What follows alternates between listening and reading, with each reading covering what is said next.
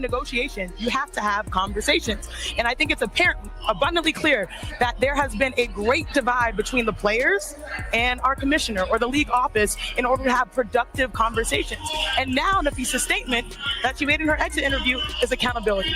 WNBA players never want to throw out all the smoke. They don't. They only do it when necessary. They're always strategic. They're always calculated. You talk about the t-shirt they wore at All-Star. That was a collective decision. These are members of the executive committee of the WNBA making these statements. And obviously, they understand. You're not going to believe what just went down. Imagine this. Adam Silver, yes, the commissioner himself, slams his palm onto the table so hard the entire room jolts. His eyes lock onto Kathy Engelbert, cold and sharp, and he says, in a voice that could freeze steel, "You crossed a boundary. We're talking about 4 players." In an instant, the entire fictional WNBA universe fractures. Whispers, hidden directives, and shadowy pressures explode into the open. Silver's tone makes one thing clear. Whatever was happening ends right now. Before we go deeper, you need to be fully tuned in, because the storm I'm about to walk you through is wilder than anything the league has ever imagined. In this alternate reality WNBA, tension was already simmering. Players felt uneasy. Fans were growing furious. Sponsors started asking questions nobody wanted to answer. But absolutely no one, and I mean no one, could have predicted the shockwave that was about to rip the league apart. Suddenly, rumors erupt. 4 rising young stars removed from the league. No announcement, no explanation, no transparency whatsoever. The league goes silent, and that silence triggers panic. This wasn't a scheduling decision. This wasn't a disciplinary move. Someone higher up had ordered it, and the entire league froze in disbelief. Reports begin circulating. In this fictional storyline, Kathy grew threatened by the players' skyrocketing fame, their unity, influence, and the loyalty forming inside locker rooms. According to the story, she activated a covert internal operative with a chilling mission: pressure them, intimidate them, push them out, quietly. But secrets like this never stay buried. Not in this league. Not with these players. She's worried about her. In all of her statements, it's all like, well, I got us here and I should. And Kathy, no one cares. Literally, no one cares. Like how you're sitting right there, that's how we feel every time she speaks. Every time she speaks, us as players, that's how we feel. And, I think what people need to understand, we need great leadership in this time across all levels. This is a moment we have to capitalize on. So that's honestly what I would say. I think there's, Fee said it all with what she said. And then everything detonates. One player takes a massive risk and leaks a damning voice memo. Another releases an explosive email thread. A third goes live on social media, tears streaming down her face as she says, "We weren't cut, we were targeted." The world flips upside down. Adam Silver enters this fictional universe not as a commissioner, but as a force. He cancels every meeting, walks straight into league headquarters, and witnesses describe him as furious, stunned even. He listens to every recording, reads every message, watches every heartbreaking live stream. Then he delivers the 7 words that break the internet.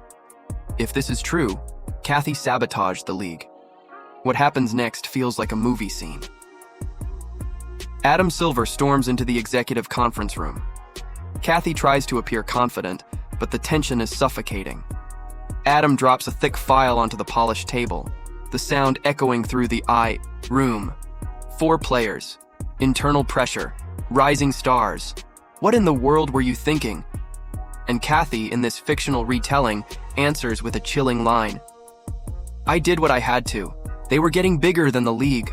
On First Take, you called for Kathy Engelbert's resignation from her role as WNBA commissioner. When you hear Caitlin Clark there, how does that strike you? Doesn't strike me at all. Same reaction.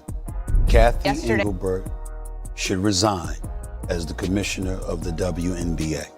And the reason I said that, fellas, is because when a player, and I say that not in any kind of derogatory way, she was talking about Kathy Engelbert directly. She revealed private conversations, you understand, with quotes from this lady, the commissioner, about what she said that came across as dismissive, as derogatory, and unappreciative of the athletes that represent her league.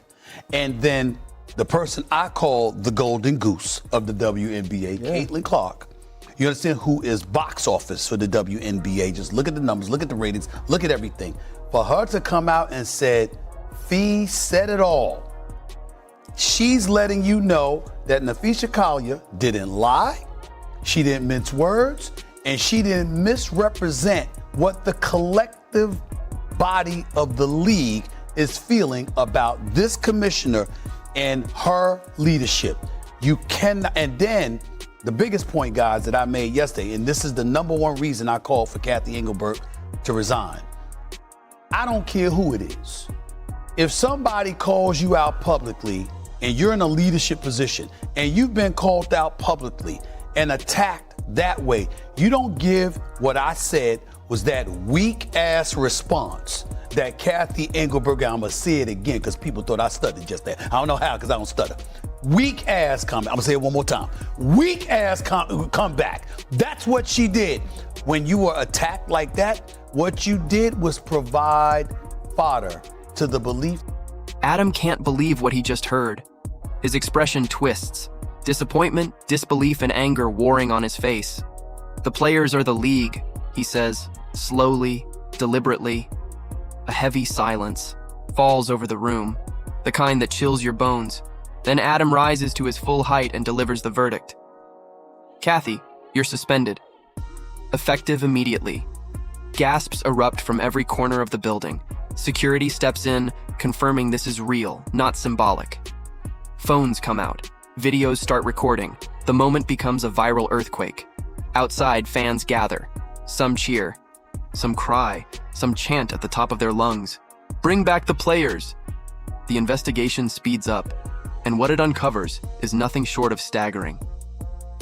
In this fictional universe, Kathy was attempting a power grab. A quiet takeover.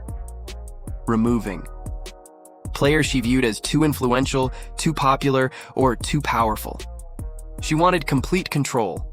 Instead, she triggered a rebellion. Coaches speak out. Former legends condemn the actions. Even referees release anonymous statements. This crossed the line. The emotional toll is devastating. One player breaks down, on camera saying, "We gave everything to this sport. They treated us like threats." Another adds, "I just wanted respect. Instead, I was punished." Fans flood the internet demanding justice, and honestly, they're right. When people talked about at the beginning of the season, the high tide lifts all boats or whatever, basically, like if you buy into this, everybody is going to eat. Yet you had people fighting tooth and nail the entire season, not wanting it to be this way because other people weren't getting flowers, or she was getting too much attention, or she gets a special whistle, or I'm gonna check her off the ball here just because. And then her teammate cheers for her for throwing her on the ground. It didn't get better. And it's disappointing to me because it's not every player in the WNBA. And I'm sure that there are many players who are happy to have her in the league. And it's like, if it was my league and somebody was coming in and bringing millions of people, like, I would be excited about that, because you know what? That's a chance for me to impress millions of people who weren't watching. Meanwhile, sponsors begin losing patience.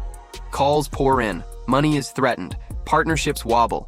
The pressure grows unbearable. Adam Silver steps in with finality. The players deserve protection. The league deserves honesty. This ends now.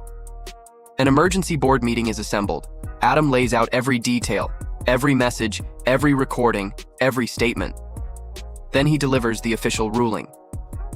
Kathy Engelbert is removed from her role. Effective today. The room explodes. Shock, relief, applause. But Adam isn't finished. He closes with a promise. The WNBA will rebuild, and it will rebuild with players at the center of everything.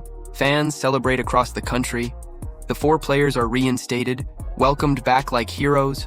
Sponsors restore their commitments. The message becomes crystal clear. This league rises only when its players rise. At his final press conference, Adam Silver declares, "This is a new era. No fear, no threats, no targeting. Only basketball." The cameras fade. The fictional league stands transformed. Days after the decision, the league stands on the threshold of a new era. News outlets dissect every detail. The recordings, the emails, the emotional live streams. But beneath the chaos, something powerful begins to form. unity. Teams that were once fierce rivals now stand shoulder to shoulder. Coaches host joint press conferences vowing never to let fear poison the sport again. Even the youngest rookies step forward, boldly rejecting intimidation. The message is unmistakable. The era of silence is over. Adam Silver assembles a restoration council. Former players, coaches, mental health experts, league officials. For the first time in league history, players are given a direct seat at the decision-making table. Buried issues rise to the surface and are addressed openly. The 4 reinstated players become symbols of strength. When they return to practice, arenas erupt in applause before the ball even bounces. One of them speaks to the crowd. "We're not here to tear the league down. We're here to rebuild it with truth." Her words shake the building. Meanwhile, Kathy's removal becomes a national talking point. Businesses across industries begin reviewing their own leadership structures, calling this moment the Silver Shift. Weeks later, the league hosts its first ever Players First Summit. New policies form, transparent reporting channels, mandatory mental health support, stronger oversight, leadership accountability, player protection above all else, and as the next season approaches, something incredible happens.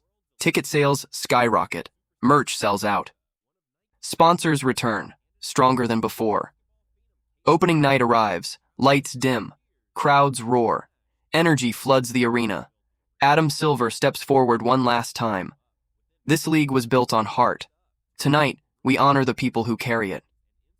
Welcome to the new WNBA. The crowd erupts, the ball goes up, and just like that, the story ends. Not in destruction, but in rebirth. A new era begins.